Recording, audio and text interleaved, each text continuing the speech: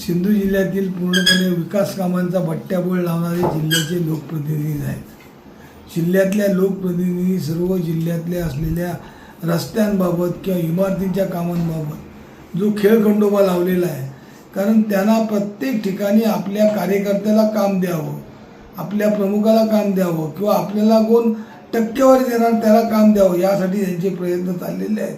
परवाच माहिती घेतली असता ओरस मुख्यालयातले एक रस्त्याचं काम, जे रस्त्याचं काम टेंडर झालं आहे पण आपल्या माणसाला काम देत नाहीत, आणि ज्या लोएस्टला न देता आपल्या माणसाला काम द्यावं यासाठी प्रयत्न चालले म्हणून ते काम प्रलंबित राहिलेलं आहे। तशाच प्रकारचं काम ओरस मुख्यालयातले जे असले धर्मदाय आयुक्ताचं जे कार्यालय बांधण्यासाठी काम, त्या कामामध्ये 12 ठेकेदारांनी भाग घेतलेला असून पण ते काम फोडू नका, याच्याशिवाय फोडू नका, कारण माझ्या माणसाला द्या, अशा प्रकारचे प्रयत्न चाललेले आहेत। म्हणजे जिल्ह्यातल्या सर्व कामांमध्ये हे सर्व आमदार लोकप्रतिनिधी आपल्या माणसाला कामं देऊन आज जिल्ह्यामध्ये खड्डे झालेले आहेत, जे जिल्ह्यातले रस्ते खड्डेमय झालेले आहेत त्याला जबाबदार हे जिल्ह्याचे आमदार खासदार हेच आहेत। कारण याचमुळे आणि यांच्याचमुळे सर्व रस्ते यांच्याच माणसांमुळे आणि यांच्या सर्व ठिकाणचे आज असून दे, मग PWD असून दे, पंतप्रधान सडक असून दे, त्याशिवाय पाटबंधारे असून दे, लघु पाटबंधारे असून दे, जिल्हा परिषद असून दे, प्रत्येक ठिकाणी या आमदारांची आम्ही कामं आणली आहेत, आमच्या ठेकेदाराला कामं मिळालं पाहिजे। जे ठेकेदार कोणत्याही पक्षाचे नाहीत, जे ठेकेदार विरोधी पक्षाचे आहेत, त्या ठेकेदारांना कामं न देण्यासाठी हा सर्व उठाठेव हा पालकमंत्री, आमदार, खासदार यांचा प्रयत्न चाललेला आहे।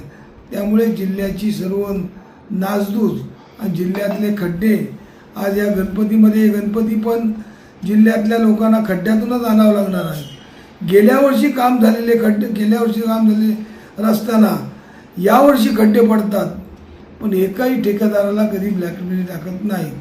जिल्ह्याचे आमदार सातत्याने बोलतात, जे निकृष्ट काम करणाऱ्या ठेकेदारांना ब्लॅकमेल टाका, पण यांचीच माणसं, यांचेच कार्यकर्ते, यांचेच बगलबच्चे, त्यामुळे ते कोणत्याही ठेकेदाराला, निकृष्ट काम करणाऱ्या ठेकेदाराला ब्लॅकमेल घालणार नाही।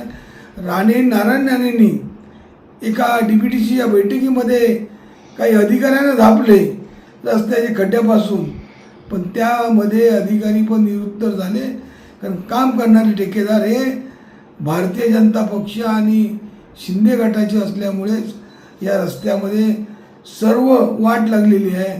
जिल्ह्यातले रस्ते, आलेला निधी सर्व पाण्यात गेलेला आहे, आणि अशा प्रकारचा विकास असेल तर पुढचे 10 वर्ष जरी हे राहिले तर जिल्ह्याचा विकास होणार नाही।